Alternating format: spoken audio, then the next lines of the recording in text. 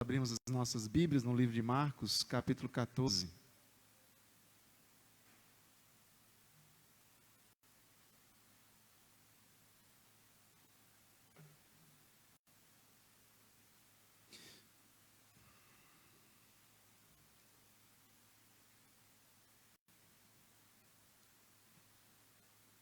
Marcos 14, 10 é o verso ao verso 21. Evangelho de Marcos, capítulo 14, os últimos.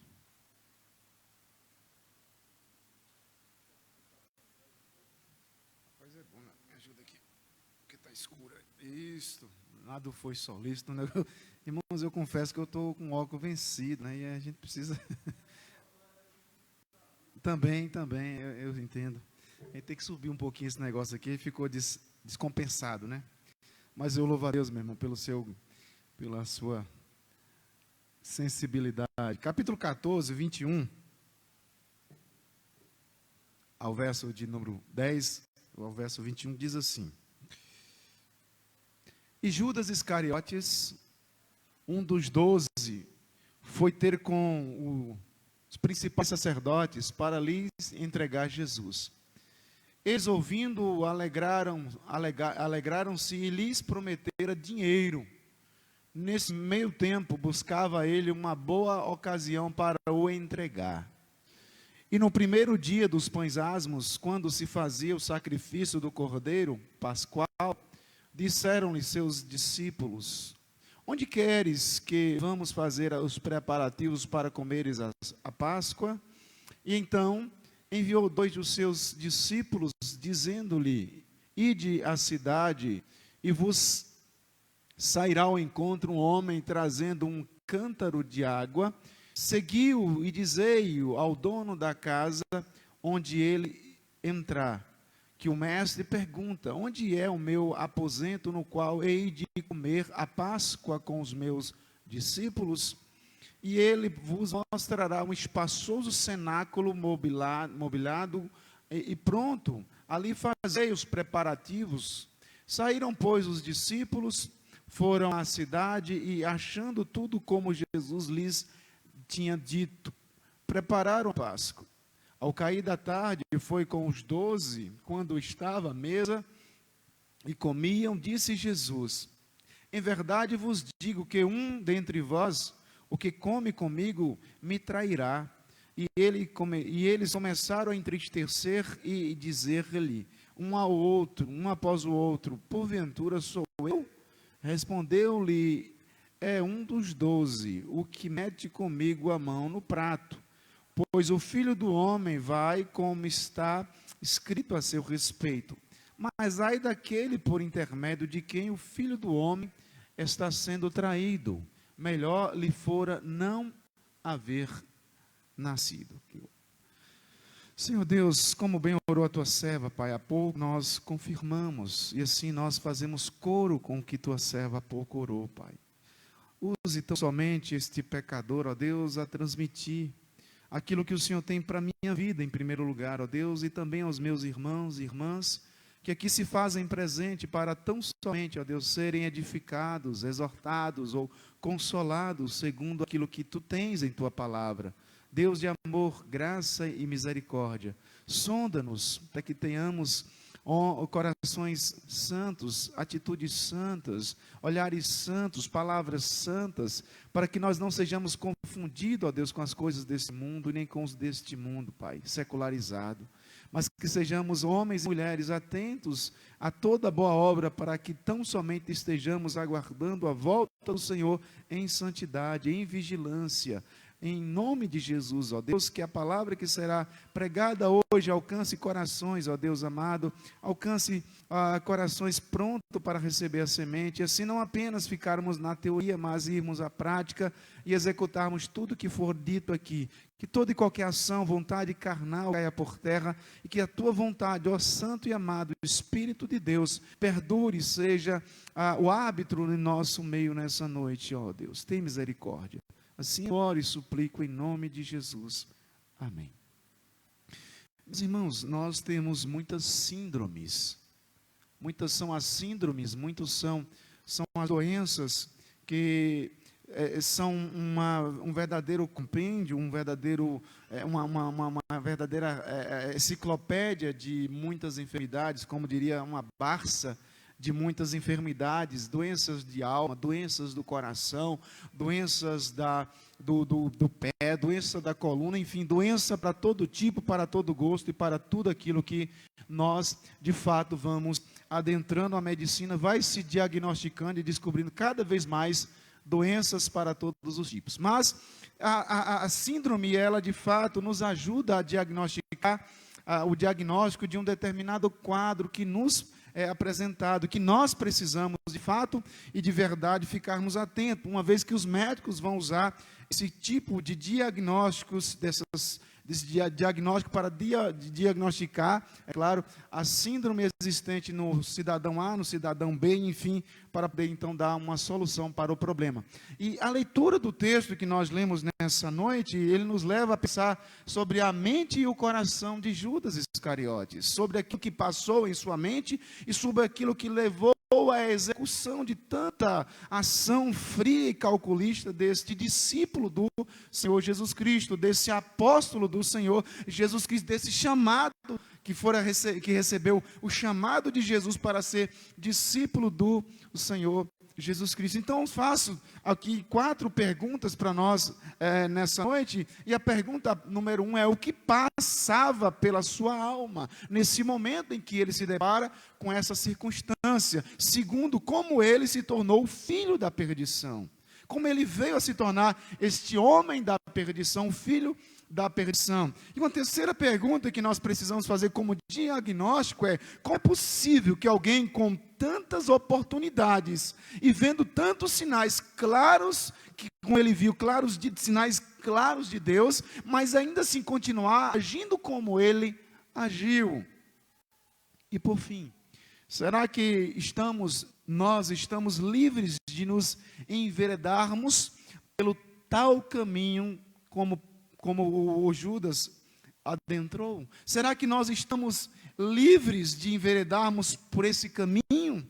Será que nós estamos de fato livres de executarmos com tamanha frieza esta mesma ação de Judas Iscariotes? Há uma história de uma mãe que procurou um pastor após o culto e disse para o pastor: sempre criamos os nossos filhos no amor, na dedicação, na santidade, na disciplina. Nós criamos os nossos filhos da melhor forma possível, onde nós de fato pregamos e vivemos o evangelho do Senhor Jesus Cristo sem muitas dificuldades. Há de fato uma atenção ao nosso filho, aos nossos filhos, mas de uns tempos para cá nós percebemos que por mais que nós dessemos amor, por mais que nós dessemos uma educação religiosa boa, nós dessemos a ele disciplina, mas nós percebemos que há um contrário na vida de um filho nosso.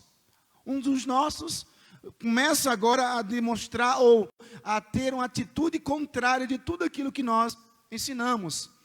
Há algo diferente, há algo que nos causa temor à alma por conta da atitude desse nosso filho. Então há uma ruptura entre nós. Começa então a haver uma grande trinca na nossa família, na nossa casa, na nossa caminhada. Não é um conflito significativo, é claro, ela disse para o pastor, mas algo muito nos chama a atenção, percebendo que algo dentro de seu filho havia mudado. E ela, como sendo uma mãe extremamente cuidadosa, cautelosa, tendo toda a cautela para poder então trazer essa fala ao pastor. Pouco a pouco, então, notamos, diz ela, que ele tinha uma tendência para desejar tudo menos o que ensinávamos como conceito de vida eterna. De vida eterna.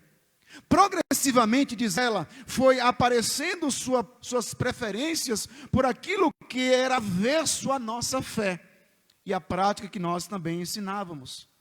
Não era uma rebeldia agressiva, não, mas algo que crescia como uma erva daninha dentro dele.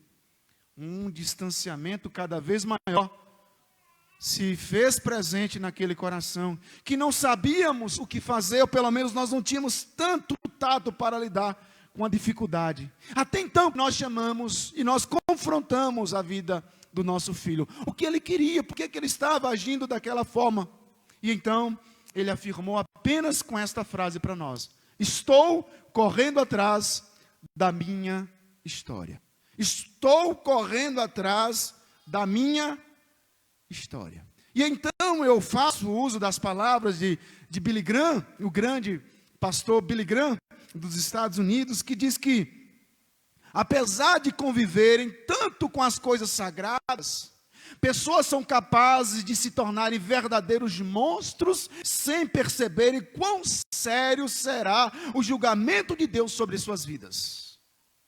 É um alerta que nós olhamos para a vida de Judas, e eu preciso não mais simplesmente ler como se fosse uma história simples da Bíblia, mas é uma história exortativa para Márcio não correr atrás da sua história, mas precisa correr atrás da história de Cristo. Porque uma vez que eu estou em Cristo, já não sou eu que vivo, mas Cristo vive em mim. E o grande problema é que Judas correu atrás da sua história. O grande problema é que Judas, mesmo tendo contato com tantas coisas sagradas, foi capaz de se tornar um verdadeiro monstro, e não houve arrependimento em seu coração, em sua vida. Um lobo vestido em pele de ovelha dentro do aprisco de Cristo, ou dentro do colégio apostólico. E são tantos os exemplos que podemos citar de pessoas e pessoas que ao longo da história se amontoaram com histórias de forma negativa. E ao longo dessa história, uma pleiade de pessoas, homens ilustres, engrossaram as fileiras dos fracassados. Se renderam ao pecado, entregaram-se à volúpia e aos vícios desregrados, macularam seus nomes com a maldade, poluíram suas vidas de fato e de verdade, enlameando-se, emporcalhando-se, deixando de ser heróis, guardiões de virtudes, a serem protagonista da desgraça que a sua vida, citado o nome, passa então a permear, cirandar o seu próprio nome. Cito-os Nero, cito Hitler, cito Mussolini, cito Ceausescu e tantos outros homens que vieram a esse mundo com um propósito, mas correram atrás da sua própria história e se tornaram verdadeiros fracassos, ilustres fracassados que se tornaram homens e mulheres, homens poluídos em suas vidas, enlamearam-se, emporcalharam-se com o pecado. Todavia, queridos, o maior fracasso da história não foi Hitler, nem Mussolini, nem Ceausescu, mas Judas Iscariotes. O grande fracasso da história foi Judas Iscariotes, por várias razões que cito para os irmãos nessa noite. Marcos, o evangelista, então nos apresenta Judas como um dos 12, Judas Iscariotes, verso 10. Judas Iscariotes, um dos 12. Mostrando o grande privilégio que esse homem teve. Ele passa 3 anos com Jesus. Ele agora está comendo pão. Ele viajou. Ele andou. Ele dormiu. Eles fizeram fogueiras. Eles estavam tete a tete com o Deus encarnado, ministrando, ouvindo palavras ministradas por Jesus. Isso então nos mostra que ele mesmo passando 24 horas por dia, escutando a palavra de Deus da boca do próprio Deus, indo à igreja de Cristo Jesus, mas se perdeu em toda a história. Isso então faz com que eu pense um pouco sobre a minha caminhada, sobre o que eu quero com a igreja, sobre o que eu quero ser igreja, por que eu estou na igreja e como eu estou fazendo igreja através da minha vida. Isso então nos mostra que você e eu, nós podemos passar 24 horas por dia escutando a palavra de Deus, os grandes pregadores desse nosso século. Podemos ir à igreja por décadas e décadas, ter marido ou esposa que verdadeiramente ama o Senhor Jesus, uma casa estruturada, bem programada sobre a palavra de Deus. Marido ou esposa que ama ao Senhor Jesus.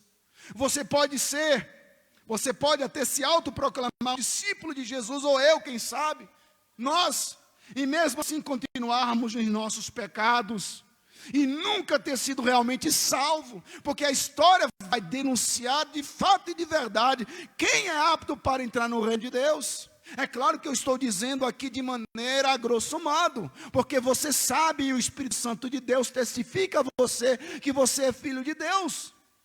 E nós não podemos brincar, nós não podemos fazer como filho dessa senhora, que cresceu na igreja como criança, e na mais tenra infância, desenvolveu uma aproximação com Cristo, mas com frigir da história da sua caminhada, ele apenas disse: estou correndo atrás da minha história. Estou correndo atrás da minha história. E tanta gente na igreja se comportam como Judas. E quando eu digo igrejas, não uso apenas singular, mas o plural. Não estou falando apenas da IPB Utinga, mas de um modo geral, a igreja do Senhor Jesus Cristo espalhada por toda a face da terra. Pessoas que se comportam como Judas, passando anos e anos seguindo a Jesus, na expectativa de que vão conseguir algo em troca. O que eu vou levar? Porque essa é a grande expectativa do coração de Judas. E diz o verso novamente, cito: e Judas Cariotes, um dos 12. Judas seguia Jesus na expectativa do que ele ia levar em troca, do que ele ia receber em troca. Eu estou na igreja porque eu não quero ir para o inferno. Não, eu estou na igreja porque eu amo a causa de Cristo. Eu estou na igreja porque tenho aquilo que o salmista diz no Salmo 122, alegrei-me quando me disseram, vou à casa do meu Deus, porque é prazeroso estar, como o Salmo 84 bem descreve para nós. O pardal encontrou casa, e andorinha ninho para si, onde acolhe os seus filhotes. Os teus altares, rei meu, e Deus meu. E Judas Iscariotes, então, mesmo tendo contato com o evangelho de Cristo, mas havia ódio, havia hipocrisia, e quanto mais ele se aproximava, quanto mais ele tinha contato com o evangelho de Cristo, mais se destacava a sua hipocrisia, mais se destacava em seu coração o ódio para com aqueles que faziam a obra de Cristo. O que parece então é que Judas foi ficando cada vez mais frustrado. O que parece é que a história, Deus permite, tipo assim, dar a corda para ver o que vai acontecer. Vamos dar a corda para ver até onde esse negócio vai. E a história vai denunciando quantos que corriam bem, de ti longe agora vão. Outros que corriam também, de ti estão afastados, longe estão. Salmo hino 132 do nosso cenário. O que me, de fato, chama a atenção nessa história de Judas, é que Judas vai, com o passar do tempo, ele vai ficando frustrado com Jesus. Ele vai ficando frustrado com o evangelho de Jesus Cristo. Ele vai ficando enjoado, ele vai ficando cheio de tudo aquilo. Não tem nada, não recebi nada. 3 anos abri mão da minha vida para seguir, mas eu não estou recebendo nada com isso. Porque ele queria a glória. Porque ele queria o domínio de um reino terreno. Porque ele cobiçava o poder e o status com as coisas que Jesus estava ficando. As coisas que Jesus estava fazendo e falando, estava ficando cada vez mais distante desse sonho, desse projeto de Judas. Porque Judas sempre amou o reino terreno. Ele nunca amou o reino vindouro que Cristo Jesus ensinava. E Judas foi se decepcionando e buscando alguma forma de satisfazer sua cobiça. O que de fato nos assusta em Judas. O que nos assusta em Judas, primeira coisa. O que me assusta em Judas é que Judas não era opositor. Judas era aliado. E isso é algo que tem que chamar a nossa atenção, porque Judas não era inimigo. Judas era amicíssimo, estava no colégio e fazia parte do colégio. Ele não era opositor, mas ele era aliado. Fazia parte do colégio apostólico. Assumia a função de uma importância muito grande, que demonstrava sua liderança e qualidade administrativa sobre o grupo. Ele vai ser o tesoureiro. Judas não era opositor, mas era aliado. E isso precisa me levar a reavaliar e repensar muita coisa. A segunda coisa que muito nos chama e nos leva a ficarmos assustados com Judas é porque Judas faz parte do círculo íntimo de Jesus. Ocupava a liderança, era apóstolo. No entanto, tomava ele mesmo a iniciativa de procurar o inimigo. 14:10, nós lemos. E Judas Iscariote, um dos 12, foi a ter com os principais sacerdotes para lhes entregar Jesus. É uma iniciativa que ele tem. Ele foi com os principais, procurar os principais sacerdotes. Arquitetou plano para prender Jesus. Buscava ele. Que honra suprema ele teve. Mas, no entanto, amigo presente nas horas mais difíceis de perseguição, lá estava Judas, ao lado de Cristo, mas, no entanto, o seu coração estava longe, distante e frio. O que me chama muito a atenção e me deixa assustado com Judas, é que Judas perde o senso do sagrado. Falamos sobre isso no domingo passado, com Eliseu e os 42 rapazinhos. E Judas, perdendo o senso do sagrado, ele não hesita em assentar à mesa, capítulo 14, verso 17. E ao cair da tarde foi com os 12. Mas no 14:10 diz que ele já tinha entregue Jesus. Ele já tinha traído Jesus. E ao cair da tarde foi com os 12. Mantém todas as aparências de normalidade. É um dos 12 o que mete comigo a mão no prato. Ele não se assusta com a exortação de Jesus no verso 21. Pois o Filho do Homem vai, como está escrito, a seu respeito. Mas ai daquele por intermédio de que o Filho do Homem está sendo entregue. Traído, melhor lhe fora nunca haver nascido. Ai daquele. O coração é tão frio e insensível que mesmo debaixo da exortação do crivo, do olhar introspecto de Cristo Jesus, ele não se deixa ser conduzido ou não se arrepende. Ele não se importa com as falas, com a palavra de Jesus, não tem nada a ver com isso. O que mais me assusta em Judas, em quarto, é que Judas perde o senso de afetividade. O capítulo 14, 44 e 45, se nós lermos, veremos que, ora, o traidor tinha lhe dado esta senha: aquele a quem eu beijar, este prendei-o, levai-o com segurança. E logo que chegou, aproximando-se, disse-lhe: mestre, e o beijou. Judas perde o senso de afetividade. Para atrair a senha é o beijo. E vai instrumentalizar seu afeto para matar Jesus. Amigo, para que viestes, Mateus 26, 50. Em Lucas capítulo 22, 48, nós lemos: com um beijo traz o Filho do Homem. E é uma fala muito interessante, segundo um pastor. Ele narra que no filme Advogado do Diabo, eu já assisti algumas vezes, a palavra do jovem jurista, naquele filme, que pergunta para o advogado do diabo: qual é a senha? Qual é a chave para o seu sucesso? E ele, sorrindo de forma sarcástica, respondeu: matar com bondade. Matar com bondade. Eu traio não com porrete, eu traio com beijo. É a frieza. Judas perde o senso da afetividade. E olhando para isso aqui, se nós estivéssemos no encontro de casais, daríamos para nós discorrermos muitas coisas para com os casais. Porque muitas vezes o casal, ele perde o senso de afetividade, esposa com esposo, também filho com pai, mas estão dentro da casa, estão convivendo dentro de casa, mas não têm afetividade nenhuma. São extremamente frios, mas de alguma forma estão naquela casa, de corpo presente, quem sabe. Não há coisa mais diabólica que usar os afetos para atrair e manipular. Por isso, então, lá em Provérbios, capítulo 27, os irmãos podem abrir e ler, 27:6, leais são as feridas feitas pelo amigo, pois os beijos do inimigo são enganosos.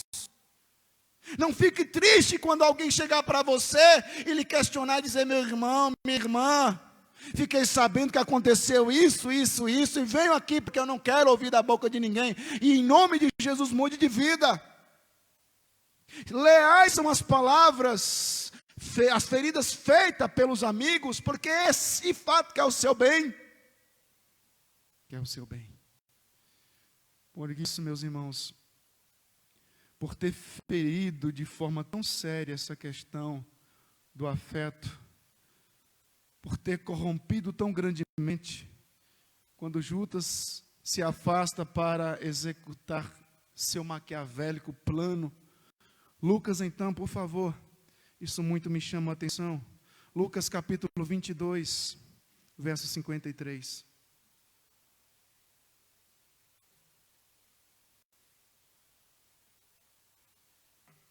Lucas 22, 53. Diz assim: diariamente, estando eu convosco no templo, não puseste as mãos sobre mim. Olha o que Jesus disse. Esta, porém, é a vossa hora e o poder das trevas. Esta é a vossa hora e o poder das trevas. É a conclusão de Lucas na narrativa, colocada na boca de Jesus Cristo esta afirmação. E nós precisamos tomar muito cuidado com a hora e o poder das trevas, contra as nossas vidas, contra as nossas famílias, contra o nosso casamento, contra a nossa espiritualidade, contra a nossa salvação. É sabido que nós não perdemos, mas nós temos que ter disciplina, nós temos que ter cuidado, como nós falamos hoje pela manhã de forma bem resumida, bem rápida, sobre como Paulo exorta para desenvolver a vossa salvação. Como nós temos desenvolvido, porque há os poderes das trevas tem se levantado de forma muito séria contra a sua vida, contra a sua família, contra o seu casamento, contra tudo aquilo que se chama você. E temos que ficar atentos, porque não há momento de relaxarmos, não há maneira de ficarmos como se estivéssemos em um spa. Nós não podemos esquecer que nós estamos em uma guerra, em uma batalha espiritual. E o apóstolo Paulo, capítulo 2, 12, que eu li nessa manhã para os irmãos: assim, pois, amados meus, como sempre obedeceste, não só na minha presença, porém muito mais agora na minha ausência. Cuidado com a ausência, porque a ausência é de fato e de verdade atrevida, e as trevas sabem disso, e ela vem, e ela se coloca ao seu caminhar, ela se coloca no seu caminhar, ela se posiciona para que você de fato e de verdade venha desonrar o Evangelho, venha ser uma pedra de tropeço no caminhar de qualquer outra pessoa que esteja, de um dos pequeninos que esteja seguindo Jesus Cristo de Nazaré. A hora das trevas, a hora e o poder das trevas. Eu concluo então essa reflexão nessa noite. Judas foi o maior fracasso da história. Por quê? Porque perdeu a maior oportunidade a dar convivência com Jesus sem se converter. Cometeu o maior erro, traiu seu melhor amigo. Recusou a maior oferta de ser perdoado por Jesus Cristo naquele momento ali na ceia. Ele podia de repente cair de joelho e dizer: mestre, me perdoa, mestre, pequei, como ele diz lá na frente, traindo sangue inocente, mas foi tarde demais. Tinha que ser lá na hora que Cristo disse: o traidor coloca a mão comigo.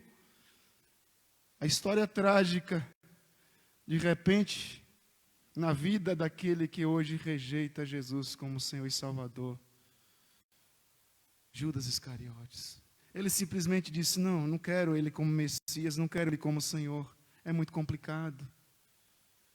Meus irmãos, paremos um pouquinho para pensarmos como nós temos conduzido a nossa vida. Como esse evangelho tem sido conduzido por mim. Nós temos estudado aqui na escola dominical, e vale ressaltar uma bela de uma revista de escola dominical. Quem tem vindo tem de fato aprendido muito, mas muito mesmo, sobre as correntes que têm se levantado pelo mundo afora. E você muitas vezes, como eu, nós podemos ser vítimas desse sistema. Meus irmãos, temos que tomar muito cuidado. Então, quero fazer algumas aplicações rápidas nessa noite, trazendo algumas advertências. A primeira que eu trago, não é preciso estar longe para se tornar um forte opositor de Jesus. Não é preciso estar distante. Não é preciso estar lá no mundo. Muitos líderes, pastores e cantores evangélicos são verdadeiros opositores de Jesus, de fato, sem saber ou sabendo, não sei. Porque a palavra do Senhor diz uma coisa, o evangelho de Cristo está sendo dito de uma maneira clara como essa luz, mas eles estão fazendo outra.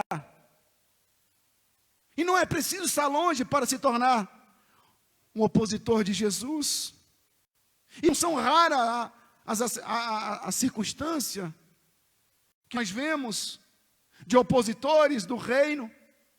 Isso deve nos fazer ficarmos atentos, ficar em constante alerta. Precisamos checar os movimentos dos nossos corações. O que nosso coração está produzindo, Márcio, examine, Márcio. Minha alma está de fato firme em Deus. Eu estou firmado em Deus, tenho convicção. Que tipo de pensamento tem dominado o meu coração, que tem dominado a minha mente? Estamos tentando viver de aparência, para enganar, como Judas, o colégio apostólico, que naquele momento ninguém desconfiou de nada. Perdemos a capacidade de redenção e quebrantamento. Senhor, tem misericórdia. Fiquei feliz que na última sexta-feira a irmã Lúcia, presidente da SAF, disse que houve um quebrantamento muito grande aqui na igreja. As irmãs choravam diante de Deus, clamando a presença de Deus. Isso é muito bonito, isso é belo, isso não pode ser raro, mas tem que ser constante na vida da igreja de Cristo Jesus. A capacidade de quebrantamento, de chorar pelos pecados, de chorar pelos filhos, de chorar pela família, de chorar pela cidade, nós não podemos perder, nós não podemos distanciar de forma nenhuma. Nós temos que ser cada vez mais homens e mulheres cautelosos, cuidadosos, porque você só tem uma vida, você não tem duas e nem três, você só tem essa vida e você precisa cuidar bem dela. Judas deveria ter caído de joelhos diante da advertência de Jesus Cristo, clamando por socorro e misericórdia, mas preferiu continuar na sua zona sombria, que levava cada vez mais sua alma para o inferno. E de repente nessa noite você está ouvindo o que eu estou dizendo através da ação do Espírito Santo que fala ao seu coração, e nós precisamos quebrantarmos na presença de Deus. Você sabe que você muitas vezes está distanciado, como eu sei que existem áreas da minha vida que preciso chegar diante do Cristo e dizer: tem misericórdia de mim, Senhor, e chorar mesmo, e clamar mesmo, e me quebrantar mesmo, para mostrar tão somente a minha dependência. E a palavra de Deus me adverte, a palavra de Deus me exorta, e a palavra de Deus me conclama para a hora santa da oração, do choro, do quebrantamento. Segunda advertência e aplicação que eu faço: procure estar próximo das coisas de Deus, mas lembre-se que funções e cargos na igreja não são garantia de que nosso coração está sendo tocado por Deus. Cargos na igreja não é sinal de que estamos sendo tocados por Deus, embora seja excelente, mas nós não podemos nos tornarmos pessoas que usem os cargos para justificar sua espiritualidade. Cargo é cargo, espiritualidade é diferente. Judas ouve as palavras de Jesus. Judas é discipulado por Jesus. Judas torna-se apóstolo, assume uma liderança dada pelo próprio Deus, mas se compromete, mas se comporta de uma maneira inusitada, demonstrando que sua liderança é apenas uma forma de ocultar a malignidade de seu coração. Fuja disso. Fuja disso. Judas assume a tesouraria, tem uma função importante no colégio apostólico, mas isso de nada vale, porque o seu coração não é tocado interiormente, dizendo: você é filho de Deus, eu sou filho de Deus, por isso é que eu trabalho na obra de Deus, é por isso que eu desenvolvo algo na obra do meu Deus, porque eu tenho prazer na obra do meu Deus. A afetividade de Judas está danificada, seu coração embrutecido. A palavra, ao invés de libertar, endurece. Só o coração contrito pode, de fato, te livrar. Só o coração quebrado diante de Deus pode te livrar de todo o cinismo e de toda a indiferença, como tem me levado e me quebrantado, como tem ao longo da história do povo de Deus. É a oração, meus irmãos. É as reuniões de oração que estão muitas vezes entrando em uma falência, onde os crentes não oram mais. Nós não temos mais tempo e nós precisamos. Apenas um desejo genuíno de Deus pode nos transformar. João capítulo 7, 37 e 38. Aquele que tem sede, vem a mim, beba. Porque se alguém quer em mim, como diz as Escrituras, do seu interior fluirão rios de água viva. Beba. Mas como é que nós bebemos na Bíblia, na palavra? Como é que nós bebemos na oração? Como é que nós bebemos estando na presença do Senhor, cultuando em espírito e em verdade?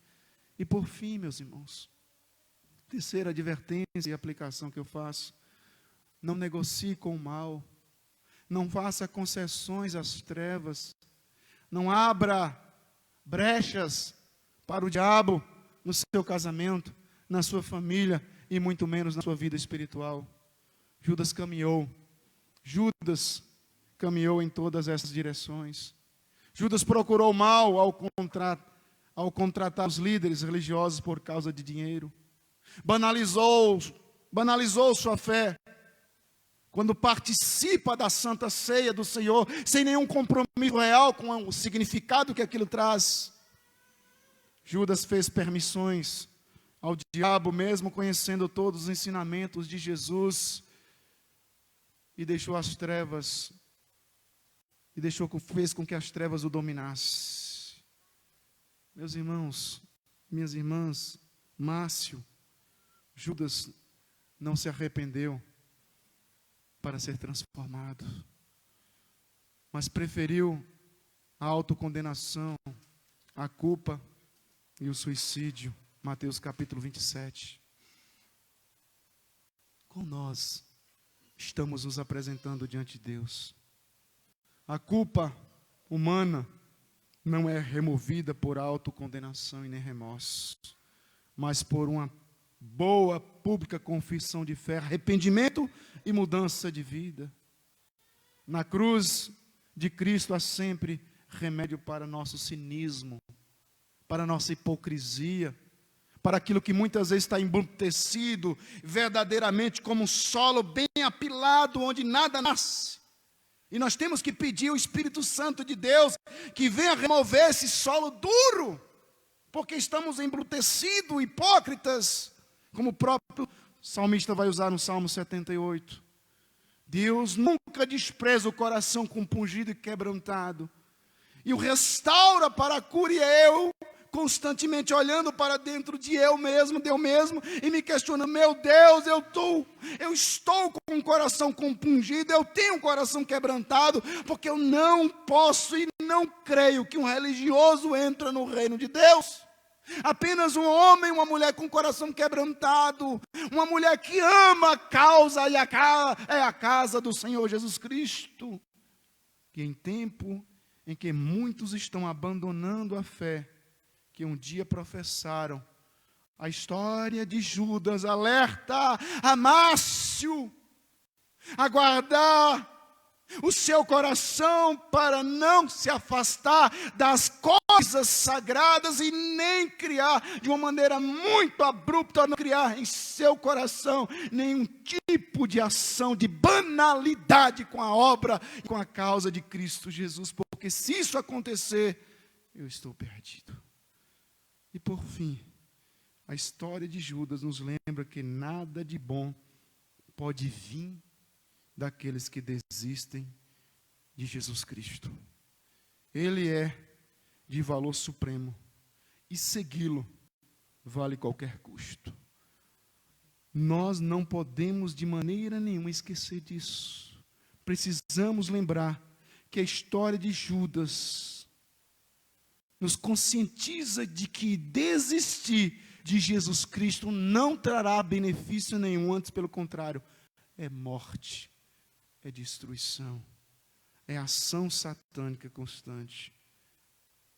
Ele é de valor supremo e segui-lo vale muito, mas vale muito, qualquer custo. Então convido você a abrir o seu inário no hino 132, para que nós sejamos cuidadosos. Cuidado, para você não fazer sua história longe do Mestre. Aquele rapazinho, quando questionado pela mãe, disse: estou fazendo a minha história longe de Jesus. É uma história de morte, de destruição e de falência. Por mais que o homem faça plano, mas há caminhos que para o homem se torna caminho de morte. Cuidado, porque você só tem uma vida. Cuidado, Márcio, porque você só tem uma vida. E o esfriamento, a hora das trevas, está solta, cirandando todo filho e filha do reino para o tragar, para o consumir, para o devorar. A história de Judas não pode se repetir na sua vida, nem na sua casa, e nem daqueles que você ama. Que Deus tenha misericórdia de nós. Nos coloquemos em pé e entoemos o hino 132. Tem uma das irmãs. Vai, Mário mesmo? Vai lá. Nossa irmã, Virgínia. Mário vem? Ah, Virgínia também. Tá, desculpa.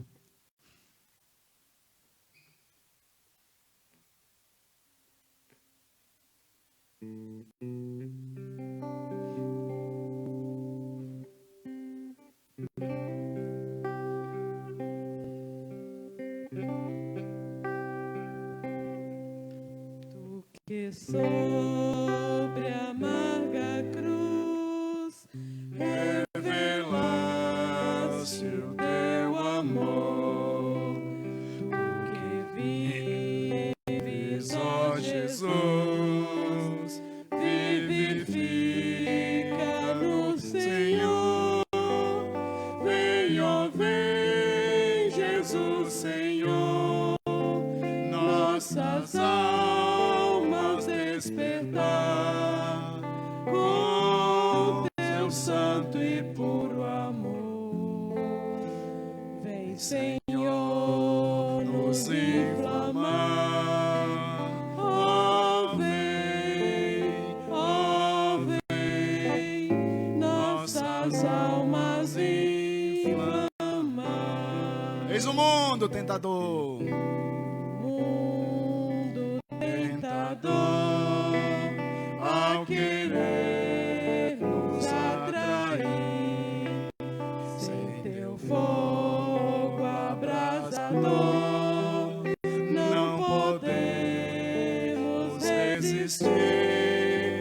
Vem, ó, vem, Jesus, Senhor, nossas almas despertar com teu santo e puro amor. Vem, Senhor, nos inflamar. Ó, vem, nossas almas inflamar. Estrofe 3, ó, como diz. Quantos que corriam bem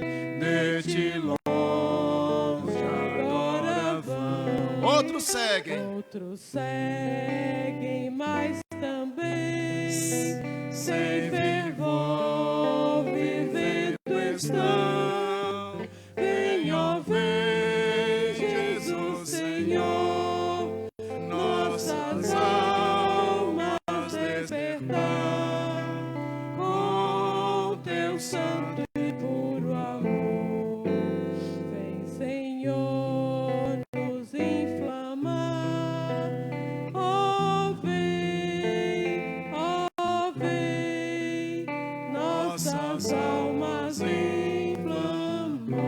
Vem agora, meu Rei. Vem agora consumir tudo quanto o Salvador quer altivo resistir ao teu santo e santo amor. Vem, ó, vem, Jesus Senhor, nossas almas despertar com teu santo e puro amor.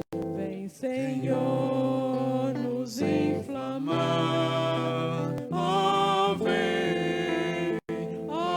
vem, nossas almas inflamar. Oremos, soberano Deus e Pai, tem misericórdia de nós. Meu irmão, nessa noite, você vai orar dizendo: Senhor, tem misericórdia, Pai. Não permita, Senhor Deus, que o fogo do Espírito venha se apagar, ó Deus. Se isso esteja acontecendo na sua vida, o esfriamento espiritual, em nome de Jesus, repreenda e volte correndo para Jesus Cristo, para a palavra do Cristo, para o congregar, para estar junto do povo de Deus. Se você tem sido alvejado pelas horas das trevas, clame ao Espírito Santo, clame ao Todo-Poderoso Pai. Senhor nosso Deus, maravilhoso conselheiro, Deus forte, príncipe da paz, nessa hora, meu Deus, como bem há pouco cantamos, eis o mundo tentador, ao querer nos atrair, sem teu fogo abrasador, nós não podemos resistir, Senhor. Mas também diz, ó Pai, esse hino: quantos que corriam bem de ti longe agora vão, outros seguem, mas também sem fervor. Não permita, Senhor, que sem fervor eu esteja cumprindo apenas uma agenda, cumprindo apenas um ritual. Não, Senhor, mas que estejamos amando essa causa, amando esta casa, amando ao Senhor sobre nossa própria vida, Pai. Deus, tem misericórdia, repreenda as horas das trevas que se levantam contra a nossa salvação, contra a nossa espiritualidade, contra a nossa comunhão com o Senhor, meu Rei. Nós todos estamos sujeitos. Sabemos que o Espírito Santo intercede, sabemos que o Cristo nos chamou com um chamado irresistível. Mas, meu Deus, tantos quantos também professaram e estão distantes, foram tomados pela hora das trevas. Senhor, tem misericórdia, meu Deus, quebranta-nos, leva-nos ao choro copioso, para nós, Deus amado, estarmos vivendo de joelhos, caminhando de joelhos, estarmos constantemente diante do Senhor, sem titubear, diante, Deus amado, das investidas de Satanás do mundo e da carne. Abençoe tua igreja, abençoe esse rebanho que tem sido perseverante, Pai, que tem buscado com maestria, de forma alvissareira, ó Deus, sem olhar para trás, mas olhando para o autor e consumador da sua fé, Jesus de Nazaré. Que esta semana, Deus, sabemos que será, ó Deus, desafiador para muitos, mas não deixe os meus irmãos e irmãs esfriarem, não deixe os meus irmãos e irmãs e a minha vida também, Pai amado, não permita que nós venhamos a ceder a hora das trevas, Senhor Jesus.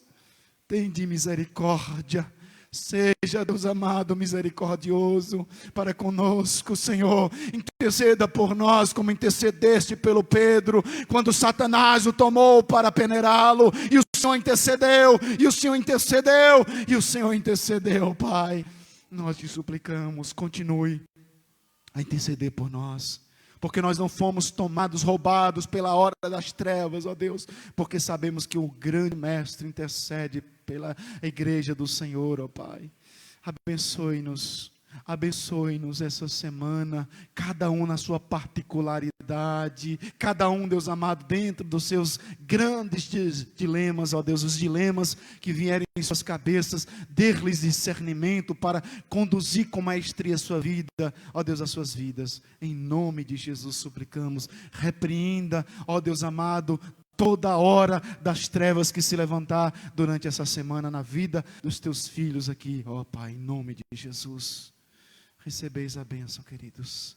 A graça do Senhor Jesus, o amor de Deus Pai e as ternas consolações do amado, do intercessor Espírito Santo esteja sobre ti, povo amado, santo, predestinado aí aos céus para todos sempre.